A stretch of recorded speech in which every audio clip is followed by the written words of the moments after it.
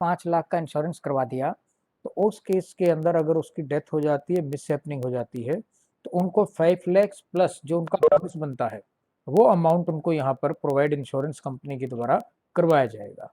इसी तरह से अगर वो पर्सन की डेथ नहीं होती, यानी कि कोई मिस हैपनिंग उसके साथ नहीं होती है, तो उस केस के अंदर वहाँ पर उसका जब उसका टाइम पीरियड पॉलिसी का 16 ईयर है, 20 ईयर है, जितना भी उसका टाइम पीरियड है, तब उसके अंदर जितना 5 लाख का उसने इंश्योरेंस करवाया प्लस उसके ऊपर उसका बोनस, तो आज की डेट में नियर अबाउट डबल के आसपास, यानी कि लगभग 9 से 10 लाख के बीच में वो अमाउंट जो है उनको उस पर्सन को यहाँ पर मिल जाता है।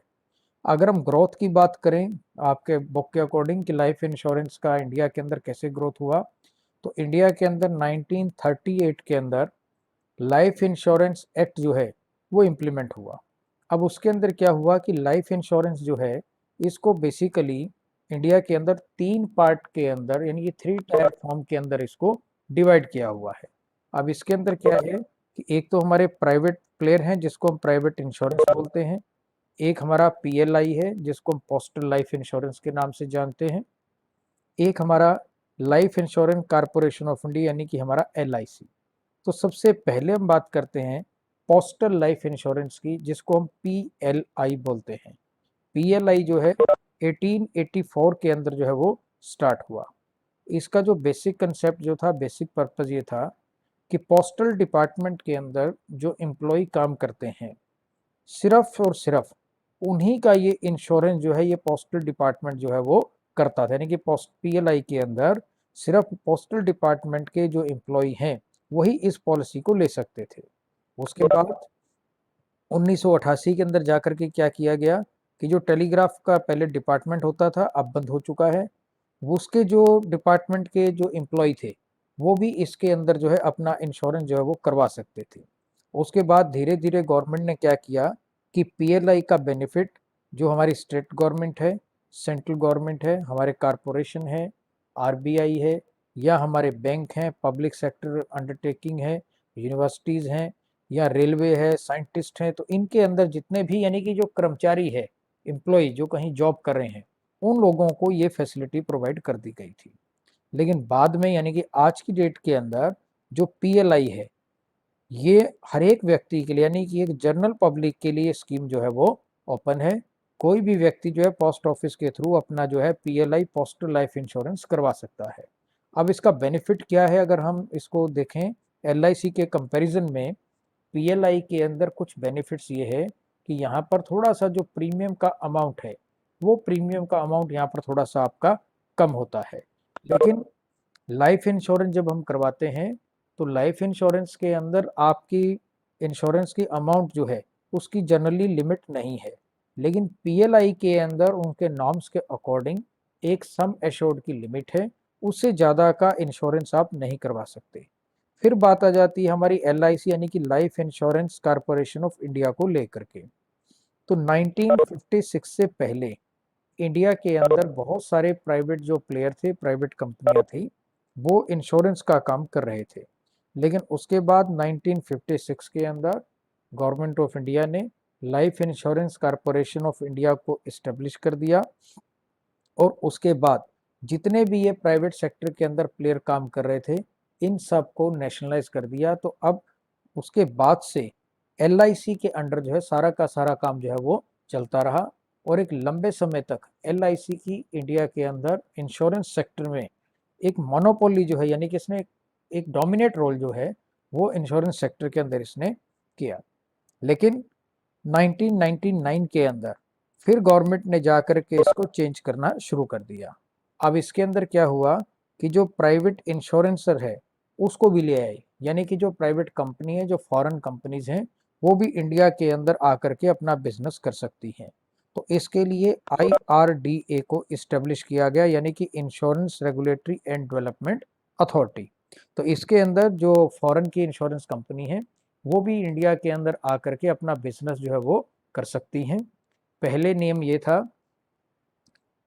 कि शुरू के अंदर जब ये कंपनियां आई तो ये अपना नाम पहले लगाते थे और बाद में इंडियन कंपनी का, यानी कि जॉइंट वेंचर की फॉर्म में कंपनियां इस्टेब्लिश हो रही थी।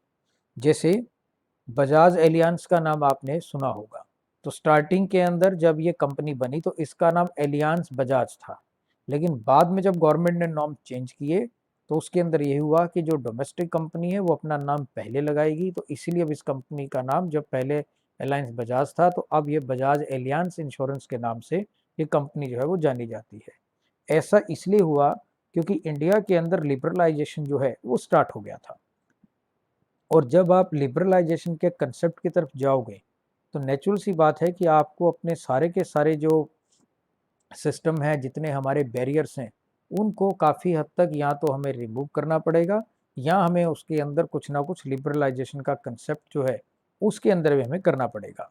अब उसका जो बेनिफिट है वो नेचुरली लोगों को यहाँ पर हुआ है। पहले क्या होता था कि अगर आपने इंश्योरेंस करवाना है तो आपको इंश्योरेंस एजेंट के पास जाना पड़ता था, वो फिर आपको टाइम देते थे, फिर वो आपको प्लान समझाते थे। लेकिन अब सारा सिस्टम रिवर्स के अंदर आ चुका है। अब वो लोग आपको टेलीफोन करते हैं, आपके पास टेलीफोन आते होंगे इंश्योरेंस कंपनी के, जी आप इंश्योरेंस करवा लो, लोन ले लो। तो ये सब क्यों हुआ? Due to liberalization of Indian insurance sector. Variety of insurance के प्लान्स जो हैं वो जो है इस समय आ चुके हैं। अगर आप पिछले 1.5-2 सालों के ड्यूरेशन के अंदर जाओ तो लाइफ इंश्योरेंस कंपनी जो है हमारी LIC बेसिकली, हालांकि आज भी इंडिया के अंदर लाइफ इंश्योरेंस का काफ़ी बड़ा जो रोल है, जो डोमिनेट कर रही है, वो यही कंपनी कर रही है, LIC ही, क्योंकि लोगों को इसके ऊपर विश्वास है। ये एक गवर्नमेंट सेक्टर की एक तरह से कंपनी के फॉर्म के अंदर ये काम कर रही है, तो इसीलिए आज भी इसका बिजनेस जो है काफ़ी ज़्यादा चल रहा है। तो उस समय क्या था कि LIC वैरायटी ऑफ प्लान नहीं लाई थी, लेकिन जब फॉरेन प्लेयर्स मार्केट के अंदर आ गए, फॉरेन की इंश्योरेंस कंपनी आ गई, तब फिर ये हुआ कि LIC ने भी अपनी पॉलिसीज को चेंज करना शुरू कर दिया। शॉर्ट टर्म के प्लान जो हैं वो अब आप LIC से भी अब आप परचेज यहाँ पर बड़े आराम से कर सकते हो। और पिछले 1.5-2 सालों के अंदर इंश्योरेंस सेक्टर के अंदर एक फिर से चेंजेस ये आया कि LIC ने अपने प्लान्स जो हैं, पिछले पुराने प्लान्स ऑलमोस्ट सारे बंद कर दिए, और पिछले 2 सालों के अंदर बहुत सारे इनोवेटिव न्यू प्लान्स जो हैं वो इंश्योरेंस सेक्टर के अंदर, इंडिया के अंदर इस समय यहाँ पर चल रहे हैं, जिसके अंदर बहुत सारे जो चेंजेस हैं वो आ चुके हैं। इसी तरह से जब हम बात करते हैं लाइफ इंश्योरेंस की, तो लाइफ इंश्योरेंस की जब बात करेंगे तो उसके अंदर फिर ये बात आ जाती है कि इसके अंदर साइलेंट फीचर जो हैं वो हमारे इंश्योरेंस के, लाइफ इंश्योरेंस के क्या हो सकते हैं। तो सबसे मेन क्या है कि ये एक अपने आप में कॉन्ट्रैक्ट है, कंप्लीट कॉन्ट्रैक्ट। अब कॉन्ट्रैक्ट कंप्लीट कब होता है? जब उसके अंदर कोई पर्सन ऑफर करती है एक पार्टी, और कोई पार्टी उस ऑफर को एक्सेप्ट कर लेती है एज पर इंडियन कॉन्ट्रैक्ट एक्ट। तो ऑफर और एक्सेप्टेंस का होना जरूरी है, तभी जो है कॉन्ट्रैक्ट जो है यहाँ पर हमारा बनेगा। तो इंश्योरेंस के अंदर भी यही होता है कि एक पार्टी ऑफर करती है, नहीं कि प्रस्ताव देती है, और दूसरी पार्टी जो है आपके उस प्रस्ताव को एक्सेप्ट करती है। तो यहाँ पर इंश्योरेंस की पॉलिसी जब हम लेते हैं, सपोज मेरे को कोई इंश्योरेंस का प्लान लेना है, तो मैं इंश्योरेंस कंपनी के पास अपना प्रपोजल दूंगा, तो मैं प्रपोजल बन गया, और दूसरी तरफ इंश्योरेंस कंपनी जो है उसको यहाँ पर एक्सेप्ट करेगी। तो जब दोनों पार्टी एग्री हो जाती हैं तो फिर यहाँ पर यह मामला जो है कॉन्ट्रैक्ट की कैटेगरी के अंदर आ गया। तो इसका मतलब क्या हुआ कि तब कि ऑफर और एक्सेप्टेंस जो है वो हमारी लीगल की कैटेगरी के अंदर आनी चाहिए, और दोनों की ही फ्री कंसेंट यहाँ पर होनी चाहिए, और साथ ही साथ दोनों के ही एक या एक से ज़्यादा लीगल ऑब्लिगेशंस जो हैं वो यहाँ पर क्रिएट होनी चाहिए, यानी कि टर्म्स एंड कंडीशन होती हैं, और दोनों की दोनों पार्टी जो हैं वो उन टर्म्स एंड कंडीशन को मानने के लिए यहाँ पर बाउंड होंगी। और दूसरी बात, अगर आप कॉन्ट्रैक्ट की बात करो, सिंपल कॉन्ट्रैक्ट की, तो उसके अंदर एक हमारा पॉइंट आ जाता है कंसिडरेशन का, कि कोई भी कॉन्ट्रैक्ट जो है जब तक उसके अंदर कंसिडरेशन का कंसेप्ट नहीं है, वो कॉन्ट्रैक्ट जो है वो वैलिड की कैटेगरी के अंदर नहीं आएगा। एक्सेप्शंस हैं वो एक अलग बात है। तो यहाँ पर कंसिडरेशन क्या है कि जो हमारे द्वारा पेमेंट की जाती है, यानी कि प्रीमियम का अमाउंट, वो हमारी तरफ से उनको कंसिडरेशन दिया जा रहा है। और इंश्योरेंस कंपनी हमें कंसिडरेशन क्या देती है कि अगर हमें कोई नुकसान हो जाता है तो उस केस के अंदर उसकी पूर्ति जो है वो यहाँ पर इंश्योरेंस कंपनी के द्वारा हमें यहाँ पर की जाएगी। तो ये उसकी तरफ से कंसिडरेशन हमें दे दिया गया। इसी तरह से लीगल कैपेसिटी, तो यानी कि लीगल कैपेसिटी का मतलब क्या हुआ कि वैधानिक रूप से व्यक्ति का इंश्योरेंस के अगर आप करवा रहे हो तो वो पर्सन जो है वो कॉन्ट्रेक्चुअल कैपेसिटी के अंदर होना चाहिए। तो इसका दूसरा मतलब क्या हुआ कि अगर कोई पर्सन 18 ईयर से कम है या कोई व्यक्ति पागल है तो उसका जो है आप इंश्योरेंस नहीं करवा सकते जनरली। लेकिन यहाँ पर एक एक्सेप्शन फिर आ जाती है कि कॉन्ट्रैक्ट एक्ट के अंदर आपने पढ़ा होगा कि अगर माइनर के बेनिफिट के लिए उसके पेरेंट्स की तरफ से, उसके अभिभावक गार्जियन की तरफ से कोई कॉन्ट्रैक्ट किया जाता है जिससे कि माइनर को बेनिफिट होगा तो वो मामला भी जो है यहाँ पर आपका लीगल की कैटेगरी के अंदर आ जाता है। तो इसका मतलब क्या हुआ कि लीगल कैपेसिटी का होना यहाँ पर बड़ा जरूरी है। साथ ही साथ जो आपकी मैच्योरिटी वैल्यू है वो यहाँ पर क्लियर होनी चाहिए। जैसे सपोज आप इंश्योरेंस करवाने चले गए और आपने पूछा कि हमें प्लान दे दीजिए, तो वो कभी भी इंश्योरेंस का जो प्लान आपने सेलेक्ट किया वो आपका एकदम बिल्कुल क्लियर कट होगा कि कितना इसका मैच्योरिटी वैल्यू होगा। यानी कि अगर आप 10 लाख का इंश्योरेंस लोगे तो आपको 10 लाख ही बताया जाएगा। ये तो आपको कहा जा सकता है कि जी आप 10 लाख की पॉलिसी ले लीजिए और आफ्टर 16 ईयर जब पॉलिसी या आफ्टर 20 ईयर जब पॉलिसी मैच्योर होगी तो आपको नियर अबाउट 20 लाख मिलेगा। तो इसमें गारंटी कितनी है? 10 लाख की तो गारंटी है जितना आपका सम एश्योर्ड है, यानी कि वो उसकी मैच्योरिटी वैल्यू है। लेकिन उसके ऊपर साथ में आपको लॉयल्टी बोनस जो है वो आपको एडिशनल मिलता है। लेकिन अगर आपने कभी LIC का या इंश्योरेंस का आपने कोई पॉलिसी डॉक्यूमेंट देखा हो तो उस पॉलिसी डॉक्यूमेंट के अंदर क्लियर लिखा होता है कि सम एश्योर्ड इतना है, इसके अलावा आपको bonus bonus plus additional if applicable, यानी कि अगर कुछ होगा तो आपको दिया जाएगा। गारंटी जो है वो आपको नहीं दी जाती है।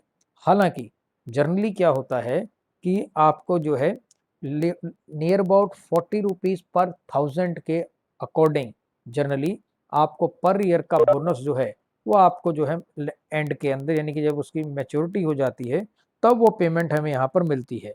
तो इसीलिए हम जनरली हम मान करके चलते हैं कि अगर आपने 16 या 20 ईयर के लिए जितना भी सम एश्योर्ड लिया उसका लगभग डबल के आसपास वो अमाउंट आपको वहां पर मैच्योरिटी के टाइम मिल जाएगा। इसी तरह से इंश्योरेबल इंटरेस्ट, इंश्योरेबल इंटरेस्ट का मतलब ये हुआ कि आप किसी भी व्यक्ति का बीमा करवा लें ऐसा नहीं हो सकता है।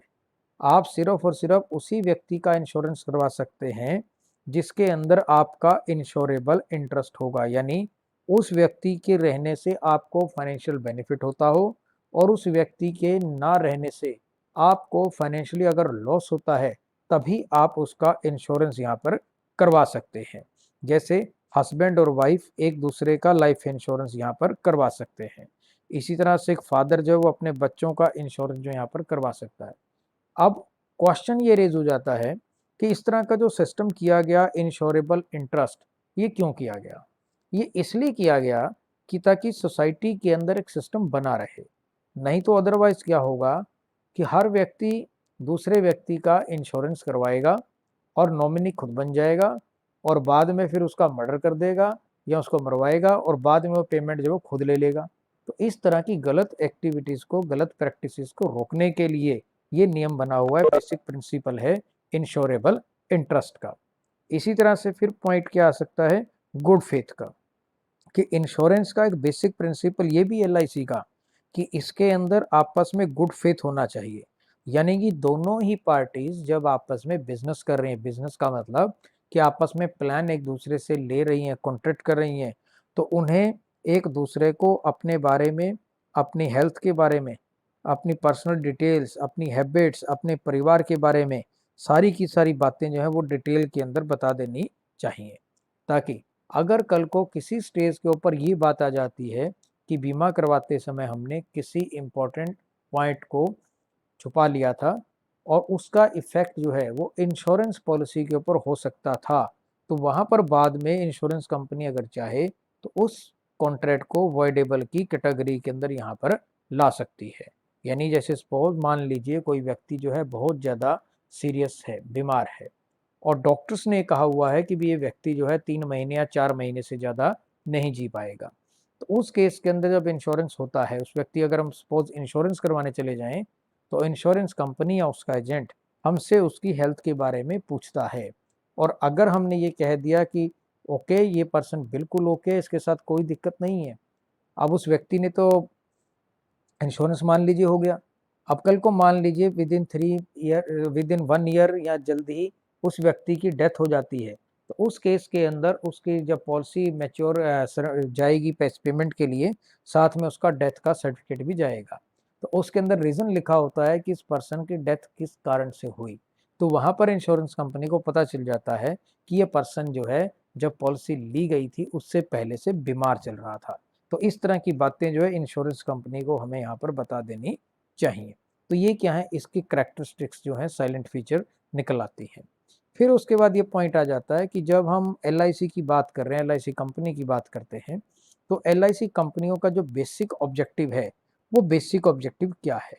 तो एलआईसी का बेसिक ऑब्जेक्टिव ये है कि जो एरिया, जो हमारा ग्रुप सोशली या इकोनॉमिक पॉइंट ऑफ व्यू से बैकवर्ड है, यानी कि बहुत ज़्यादा पिछड़े हुए हैं, जो हमारा रूरल एरिया है, उनका डेवलपमेंट किया जाए, उनको इंश्योरेंस के बारे में अवेयर किया जाए, ताकि वो लोग अपना इंश्योरेंस जो है यहाँ पर करवा लें। इसी तरह से एक रिजनेबल प्रीमियम लेकर के लोगों को फाइनेंशियल हेल्प प्रोवाइड करवाई जाती है अगर किसी केस के अंदर उनकी डेथ जो है यहाँ पर हो जाती है। और अगर उसकी डेथ नहीं होती है तो उस केस के अंदर जो पैसा उस व्यक्ति के द्वारा जमा करवाया गया है, वो सारा का सारा पैसा जो है वो यहाँ पर उसका मिल जाता है। इसी तरह से डिफरेंट टाइप की स्कीम जो है गवर्नमेंट इंश्योरेंस कंपनी के द्वारा आपको यहाँ पर दी जाएंगी। और साथ ही साथ जो पैसा हमारे द्वारा इंश्योरेंस कंपनी के बाद अंदर जमा करवाया जाता है, उस अमाउंट को जो है वो इन्वेस्टमेंट किया जाता है नेशनल की कैपिटल के अंदर, यानी कि नेशनल कैपिटल को इंक्रीज करने के लिए, कैपिटल फॉर्मेशन करने के लिए ये सारी की सारी एक्टिविटी जो है वो इंश्योरेंस कंपनी करती है। यानी कि सोशल और इकोनॉमिक इन्वायरमेंट के अंदर जो हमारे चेंजेस होते हैं, उन चेंजेस के अकॉर्डिंग भी पॉलिसी जो है वो चेंज की जाती है। यानी कि इंश्योरेंस कंपनी अपने प्लान्स को लोगों की नीड के अकॉर्डिंग जो है उसको चेंज भी कर देती है। फिर बात यह आ जाती है कि एक्टिविटीज़ जो है वो कौन कौन सी इंश्योरेंस कंपनी के द्वारा यहाँ पर की जाती है। तो इंश्योरेंस कंपनी एक्टिविटी क्या करती है कि सबसे पहले एजेंट या डेवलपमेंट ऑफिसर जो पोटेंशियल कस्टमर होते हैं उनके पास आते हैं, आकर के उनको अपनी पॉलिसीज़ के बारे में, अपने प्लान के बारे में सारी की सारी बातें उनके द्वारा यहाँ पर बताई जाती हैं, समझाई जाती हैं। और अगर आपको लगता है कौन ये प्लान आपके लिए सूटेबल है, तो हम फिर उस प्लान के ऊपर अपना स्ट्रेस देते हैं और उसकी जो बारीकियां हैं, यानी कि उसके बारे में और जो बातें हैं वो माइन्यूटली हम यहाँ पर समझते हैं। साथ ही साथ उनके पास एक परफॉर्मा भी होता है, वो परफॉर्मा जो है उनके द्वारा भरा जाता है, हमारे सिग्नेचर वहाँ पर करवाए जाते हैं और उसके साथ जो डॉक्यूमेंट्स की उनको रिक्वायरमेंट है वो डॉक्यूमेंट हमारे से वो ले लेते हैं। अब पहली स्टेज पर तो ये हुआ कि हमने एप्लीकेशन फॉर्म को भर दिया। अब एप्लीकेशन फॉर्म भरने का मतलब ये नहीं होता है कि आपकी पॉलिसी जो है वो तैयार हो गई है। अब क्या होगा कि जो एप्लीकेशन फॉर्म हमने भर लिया, वो फॉर्म जो है यहाँ पर अब आपका अगले स्टेप के अंदर जाएगा। अगले स्टेप के अंदर क्या होगा कि जो एप्लीकेशन फॉर्म हमने भरा हुआ है उसको एग्जामिन किया जाएगा, यानी कि उसको एनालाइज किया जाएगा, उसको देखा जाएगा कि इसके अंदर क्या क्या हमने भरा हुआ है। और उसको चेक करने के बाद ही अगर उनको लगता है कि वो आपके द्वारा दी गई बातों से सेटिस्फाइड हैं, तो उस केस के अंदर ही वो आपके प्लान को जो है, जो आपने प्रपोजल दिया, इंश्योरेंस कंपनी उसको एक्सेप्ट करेगी। और जब इंश्योरेंस कंपनी उसको एक्सेप्ट कर लेती है, तब उसी इंश्योरेंस कंपनी के अंदर जो उनकी अगली ब्रांच होती है, उस ब्रांच के पास हमारी फाइल जाती है और उस फाइल को वो लोग देख करके उसके बाद उसको एक्सेप्ट करते हैं। और एक्सेप्ट फाइनल करने के बाद आपको जो है एक पॉलिसी डॉक्यूमेंट जिसको हम बोलते हैं, वो पॉलिसी डॉक्यूमेंट जो है वो हमें यहाँ पर मिल जाता है, जिसके अंदर सारी चीज़ें डिटेल के अंदर होती हैं। यानी कि जनरली 4 पेज का डॉक्यूमेंट होता है ये, जिसके अंदर फर्स्ट पेज के ऊपर एलआईसी का नाम वगैरह लिखा हुआ होता है, एड्रेस होता है, आपका नाम होगा जिसने पॉलिसी ली, जिसको आपने नॉमिनेट किया उसका नाम होगा, आपकी डेट ऑफ बर्थ, आपकी एज, कितने टाइम पीरियड के लिए पॉलिसी ली, और ऊपर साथ ही ये भी लिखा होता है कि आपने कौन सा प्लान जो है आपने लिया, और फिर ये भी लिखा होता है कि पॉलिसी आपकी कब स्टार्ट हो रही है, प्रीमियम का अमाउंट आपका कितना होगा। इसी तरह से जब आप फॉर्म भरते हैं तो आपसे ये भी पूछा जाता है कि इसका जो प्रीमियम है वो आप ईयरली भरेंगे, हाफ ईयरली भरेंगे, किस तरीके से आप पेमेंट करेंगे। तो उसकी जो मंथ आपका ड्यू है पेमेंट के लिए, वो भी यहाँ पर देखो उसको मेंशन जो है यहाँ पर किया जाता है। और उसके बाद जो सेकंड और थर्ड पेज होता है डॉक्यूमेंट का, उस पेज के अंदर रिस्क से रिलेटेड जितनी भी इंफॉर्मेशन है, यानी कि टर्म्स एंड कंडीशन उस पॉलिसी के साथ जुड़ी हुई जो अटैच हैं, वो सारी वहाँ पर मेंशन की जाती है। और फिर लास्ट पेज के ऊपर भी इसी तरह से कुछ इंस्ट्रक्शंस जो हैं वो आपको यहाँ पर दी जाती हैं। आई होप कि आप लोगों ने इंश्योरेंस की पॉलिसी का डॉक्यूमेंट जरूर देखा होगा। अगर आपने नहीं देखा तो आप मेरे को बता सकते हो, कल मैं एक पॉलिसी को स्कैन करके उसका जो डॉक्यूमेंट है वो मैं आपको दिखा सकता हूँ कि पॉलिसी के जो 4 पेज होते हैं डॉक्यूमेंट के, वो पेजेस किस तरीके से यहाँ पर आपके होते हैं। तो आप लोग मेरे को बता देना, जैसा कहोगे वैसा हम कर लेंगे। इसी तरह से जो भी कंडीशंस उसके अंदर दी हुई हैं, उस कंडीशंस को लेकर के दोनों की दोनों पार्टी, यानी कि बीमा कंपनी भी और जिसने बीमा करवाया है, दोनों ही उसको लेकर के बाउंड हैं, दोनों को अपनी बातें ध्यान में रखनी है। अब हमें ध्यान में क्या रखना होता है कि जितनी हमारी पेमेंट बनती है प्रीमियम की, वो टाइमली हम वहाँ पर दे दें। तो जिस दिन हमारी पेमेंट ड्यू होती है उसके नियर अबाउट 1 मंथ के अंदर विदाउट एनी लेट फीस हम अपना प्रीमियम जो है वो हम डिपॉजिट करवा सकते हैं। और 1 महीने किसी वजह से अगर हम 1 महीने के अंदर नहीं करवा पाते, तो उस केस के अंदर हम जितना डिले करते जाते हैं उसके ऊपर इंश्योरेंस कंपनी जो है वो हमसे यहाँ पर देखो इंटरेस्ट जो है वो भी हमसे वो यहाँ पर चार्ज कर लेती है। अब साथ ही साथ फिर हमें और क्या करना होता है कि कंपनी को, इंश्योरेंस कंपनी को सिर्फ पॉलिसी ही सेल नहीं करनी, पॉलिसी को सेल करने के बाद उसके अलावा इंश्योरेंस कंपनी को और भी बहुत सारी एक्टिविटी करनी है। वो एक्टिविटी क्या करनी है, नॉमिनेशन करने का काम किया जाएगा।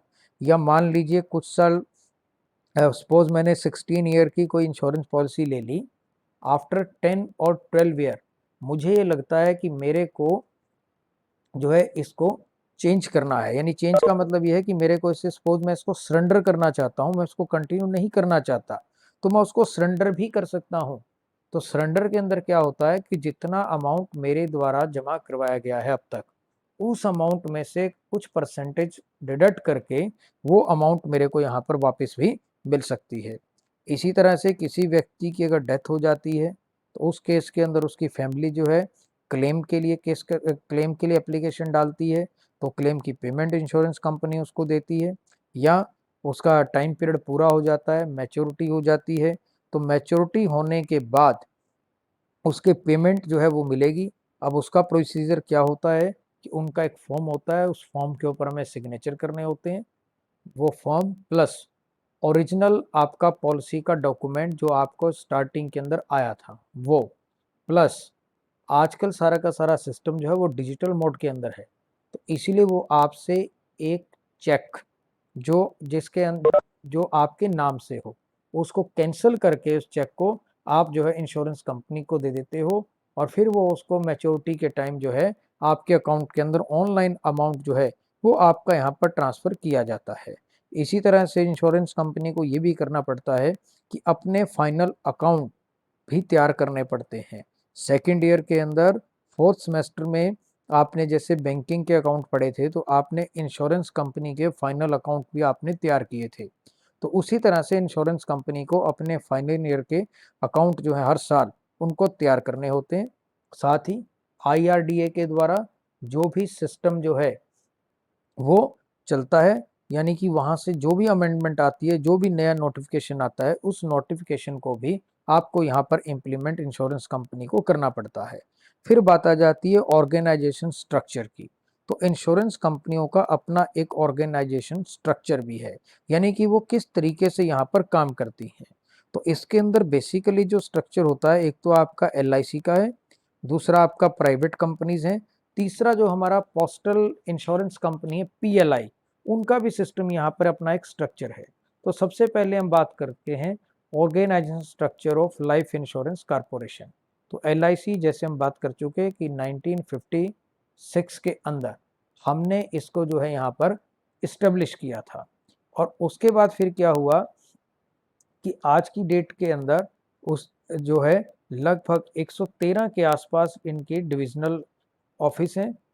2048 के आसपास इनके जो है ब्रांच ऑफिस जो है इनके यहाँ पर काम कर रहे हैं। अब जैसे हमारा जींद है, तो अपने जींद के अंदर जो LIC का ब्रांच ऑफिस है, ये हमारा जो हुड्डा ग्राउंड है, हुड्डा ग्राउंड के अंदर जो है LIC का ऑफिस जो है वो बना हुआ है। और इसी तरह से कुछ एक डिस्ट्रिक्ट या कुछ एरिया के जो अलग अलग ब्रांच ऑफिस हैं, इन ब्रांच ऑफिस के ऊपर जा करके फिर एक अलग से एक डिविजनल ऑफिस जो है वो बनता है, जो उनके मॉनिटर करता है। तो हमारा जो ब्रांच है जींद की, और इस जींद ब्रांच का जो डिविजनल ऑफिस है, ये हमारा करनाल जो हमारी सिटी है, करनाल के अंदर जो है ये ऑफिस हमारा यहाँ पर चलता है। तो LIC का जो सेंट्रल ऑफिस है, ये बेसिकली हमारा मुंबई के अंदर चल रहा है। उसके अलावा फिर एक सेंट्रल ऑफिस हो गया, उसके बाद हमारे जोनल ऑफिस होते हैं, यानी कि हमारे क्षेत्रीय कार्यालय। अब जो जोनल ऑफिस से पहले अगर हम थोड़ा सा बात करें, तो यहाँ पर क्या होता है कि LIC के अंदर हमारी एक जो है एग्जीक्यूटिव कमेटी होती है। एग्जीक्यूटिव कमेटी का मेन काम होता है कि जो रूटीन के बिजनेस से रिलेटेड जितनी भी एक्टिविटीज़ हैं, उन सारी एक्टिविटीज़ को इनके द्वारा यहाँ पर देखा जाता है। और इस कमेटी का एक चेयरमैन होता है, 2 इसके अंदर आपके MD होते हैं, और 2 और इसके अंदर मेंबर होते हैं बोर्ड के। और जो इसके अंदर डायरेक्टर है, उसकी अपॉइंटमेंट यहाँ पर सेंट्रल गवर्नमेंट के द्वारा अपॉइंट यहाँ पर किया जाएगा। तो LIC के अंदर 8 जो हैं आज की डेट के अंदर हमारे जोनल ऑफिस जो हैं वो यहाँ पर हमारे चलते हैं। और हर एक जोनल ऑफिस का अपना अपना एक हेड ऑफिस भी है। जो हमारे हेड ऑफिस हैं वो हमारे जैसे भोपाल है, चेन्नई है, हैदराबाद है, कोलकाता है, कानपुर है, पटना है, न्यू दिल्ली, और साथ में हमारा मुंबई। तो वहाँ से ये लोग जो हैं अपनी एक्टिविटी इनके द्वारा यहाँ पर हमारी की जाती है। और साथ ही साथ जब हम बात करते हैं ऑर्गेनाइजेशन स्ट्रक्चर के बारे में, हाँ, एक भी मेरे पास ये एक मैसेज आ रहा है चैट बॉक्स के अंदर कि कोई GC अलेवा का स्टूडेंट है कि क्या वो क्लास अटेंड कर सकता है। तो भाई अगर बेटा कोई भी स्टूडेंट पढ़ना चाहता है तो मोस्ट वेलकम है। मेरे को कोई फ़र्क नहीं पड़ता कि वो स्टूडेंट कहाँ का है, लेकिन वो स्टूडेंट से ये मैं कहूँगा कि जब भी वो क्लास अटेंड करे तो चैट बॉक्स के अंदर वो ये ज़रूर लिख दे कि वो GC अलेवा के अंदर है, ताकि मेरे को ये पता चल जाएगा कि एक्चुअल के अंदर मेरी क्लास के कितने स्टूडेंट जो हैं वो इस समय क्लास के अंदर हैं। वो अगर अटेंड करना चाहता है तो अटेंड कर ले बेटा, मेरे को कोई इशू नहीं है, कोई दिक्कत नहीं है, ठीक है, करते रहो बेटा अटेंड। तो अब जब हम मैंने इसी के अंदर फिर क्या होता है, जैसे हमने मैनेजिंग डायरेक्टर की बात कर ली, अब उसके बाद ऑडिट का सेक्शन होता है, बोर्ड सेक्रेटरियल का सेक्शन होगा, कारपोरेट कम्युनिकेशन होगा, corporate planning, engineering, financial accounting, HRD, inspection, investment, आपका marketing, office services, personnel department, health insurance, micro insurance, आपकी अंडर राइटिंग, री इंश्योरेंस, यानी कि बहुत सारे डिपार्टमेंट जो हैं यहाँ पर पैरेलल जो है इसके स्ट्रक्चर के अंदर चलते हैं। अब इसी के अंदर एक सबसे इम्पोर्टेंट, हालांकि स्ट्रक्चर को अगर आप देखो जो डायग्राम 2 दिया हुआ है, इसके अंदर नेम को पढ़ के ही हमें काफ़ी हद तक ये क्लैरिटी हो रही है कि इनका बेसिक काम क्या होगा। लेकिन एक जो मुझे लगता है कि जिसके अंदर आपको कन्फ्यूज़न हो रही होगी, वो ये हो सकता है कि इसके अंदर एक एक्चुरियल वर्ड यहाँ पर यूज़ किया है, हिंदी में बिमांकीय। ये एक्चुरियल जो है ये क्या है? एक्चुरियल जो है ये अपने आप में क्या है, ये एक ऐसा डिपार्टमेंट है जिस डिपार्टमेंट की ड्यूटी होती है कि जो रिस्क है उस रिस्क को इसने यहाँ पर मिनिमाइज करना है। यानी कि जब भी इंश्योरेंस की पॉलिसी बनाई जाती है तो उसके अंदर प्रीमियम कितना डिसाइड किया जाए, क्या क्या बेनिफिट दिए जाएं, जिससे कि इंश्योरेंस कंपनी को भी लॉस ना हो और जो पर्सन इसको लेगा उसको भी बेनिफिट हो, यानी कि कॉस्ट एंड बेनिफिट एनालिसिस। तो ये जो एक्चुरियल है इसके द्वारा ये एक्टिविटी यहाँ पर परफॉर्म की जाएगी। अब क्वेश्चन यहीं पर ये रेज हो जाता है कि जो एक्चुरियल है जिसकी हम बात कर रहे हैं ये कौन लग सकता है। तो इसके लिए क्या है कि एक्चुरियल लगने के लिए आपको इंडिया के अंदर इंडियन इंस्टीट्यूट्स ऑफ एक्चुरियल है, जैसे कि कॉस्ट अकाउंटेंट का है ऐसे इनका भी इंस्टीट्यूट है। तो वहाँ से जो व्यक्ति एग्ज़ाम पास कर लेता है वही व्यक्ति इस डिपार्टमेंट के अंदर आ करके काम करेंगे। और इंश्योरेंस एक्ट के प्रोविज़न के अकॉर्डिंग ये बिल्कुल क्लियर कट डायरेक्शन है कि हर एक इंश्योरेंस कंपनी, चाहे वो फायर इंश्योरेंस का काम करे, चाहे वो मैरिन इंश्योरेंस का काम करे, चाहे वो लाइफ इंश्योरेंस का काम करे, उसको अपने यहाँ पर जो एक्चुरियल है उसकी सर्विसेज लेना यहाँ पर मैंडेटरी है। अगर आप नहीं लेते हो तो ये माना जाएगा कि आपने इंश्योरेंस के जो एक्ट है उसकी वायलेशंस आपने यहाँ पर कर ली। इसी तरह से जब हम जोनल ऑफिसर की बात करेंगे तो वहाँ पर भी एडवाइजरी कमेटी होती है, विजिलेंस ऑफिसर होता है, तो वहाँ पर भी एक्चुरियल अगेन आपका यहाँ पर रहेगा। और उसके अलावा उसी तरह से इंश्योरेंस का है आपका, यानी कि आपके कस्टमर रिलेशन मैनेजमेंट है, आपका लीगल, हाउसिंग, प्रॉपर्टी फाइनेंस, यानी कि अलग अलग तरह के काम चलते हैं। इसके अलावा जो हमारा जोनल ऑफिस है एलआईसी का, हर एक जोन के अंदर इनके सेल ट्रेनिंग सेंटर, यानी कि जहाँ पर इनके ऑफिसर्स को ट्रेनिंग दी जाती है, इनके कर्मचारियों को ट्रेनिंग दी जाती है, एजेंट्स को ट्रेनिंग दी जाती है, तो वो जो सेंटर हैं वो भी हमारे यहाँ पर पैरेलल चलते हैं। इसके अलावा जब हम बात करते हैं डिविजनल ऑफिस की, तो डिविजनल ऑफिस के अंदर भी हमारे अलग अलग डिपार्टमेंट्स जो हैं यहाँ पर हमारे चलेंगे, जिसके अंदर हमारे जो है बैंक एश्योरेंस अल्टरनेटिव चैनल चलेगा, क्लेम का डिपार्टमेंट चलेगा, कस्टमर रिलेशंस का जो डिपार्टमेंट है वो हमारा चलेगा, फाइनेंस एंड अकाउंटिंग है, आपकी मार्केटिंग है, पॉलिसी सर्विसेज है, हेल्थ इंश्योरेंस है, माइक्रो फाइनेंस है, यानी ये उसी तरह से बहुत सारे डिपार्टमेंट जो है यहाँ पर काम करेंगे। और जो मेन यहाँ पर काम होता है, देखो बेसिकली वो काम क्या होता है कि एक हमारा जो है, जब हम बात करते हैं ब्रांच की, यानी कि अगर हम आ जाते हैं बिल्कुल लास्ट के अंदर ब्रांच ऑफिस एलआईसी का, तो एलआईसी के ब्रांच ऑफिस के अंदर बेसिकली 7 पार्ट यानी कि 7 डिपार्टमेंट होंगे। जो इसका हेड करेगा उसको हम चीफ मैनेजर भी बोल देते हैं, कई बार वो सीनियर मैनेजर भी होता है। बेसिकली वो पर्सन क्या है, वो अपने आप में यहाँ पर ब्रांच मैनेजर की फॉर्म के अंदर काम करेगा। उसको असिस्ट जो व्यक्ति करेगा उसको हम असिस्टेंट ब्रांच मैनेजर यहाँ पर कहेंगे। अब जो असिस्टेंट ब्रांच मैनेजर है उसका मेन एक्टिविटी क्या है कि जो हमारा सेल्स डिपार्टमेंट है उस सेल डिपार्टमेंट को ये एक तरह से पूरे तरह से मॉनिटर करेगा, उसी के कंट्रोल के अंदर सेल्स डिपार्टमेंट काम करेगा। अब सेल्स डिपार्टमेंट के अंदर क्या होते हैं, हमारे डेवलपमेंट ऑफिसर होते हैं, वो सब इनके अंडर रह करके काम करते हैं, और ये फिर उनको जो है यहाँ पर मॉनिटरिंग भी करेगा और उनको यहाँ पर वो गाइड भी करेगा। तो अब इसके अंदर एक और पहला डिपार्टमेंट हमने कर लिया सेल्स डिपार्टमेंट। एक हमारा डिपार्टमेंट होगा क्लेम डिपार्टमेंट। क्लेम डिपार्टमेंट की मेन एक्टिविटी रिस्पॉन्सिबिलिटी क्या है कि जो भी क्लेम की एक्टिविटी करनी है, यानी कि जो भी क्लेम के लिए एप्लीकेशन आ गई, चाहे वो डेथ के बाद आई हो या फिर मैच्योरिटी के अंदर आई हो, मैच्योरिटी पीरियड कंप्लीट हो गया, उसको लेकर के उस मामले को यहाँ पर टैकल करेगा। इसी तरह से एक बात जो आती है वो हमारी आ जाता है एक डिपार्टमेंट फाइनेंस एंड अकाउंट्स का। ये क्या करता है कि जो वहाँ पर कैश काउंटर है एलआईसी ऑफिस के अंदर, अगर आप कहीं गए हो तो वहाँ पर फर्स्ट फ्लोर के ऊपर उनका कैश काउंटर बना हुआ है, तो वहाँ पर आप अपनी जो नकदी जमा कराते हो, कैश जमा कराते हो, उसको लेने का काम, उसकी अकाउंटिंग का काम इस डिपार्टमेंट के द्वारा किया जाएगा। इसी तरह से आज के टाइम में जितनी एक्टिविटी चलती हैं वो हमारी आईटी के थ्रू यानी कि इंफॉर्मेशन टेक्नोलॉजी के थ्रू हमारी चलेंगी। तो इंफॉर्मेशन टेक्नोलॉजी डिपार्टमेंट है जो कंप्यूटर से रिलेटेड जितनी भी एक्टिविटीज़ हैं उसको वो यहाँ पर मॉनिटर करेगा।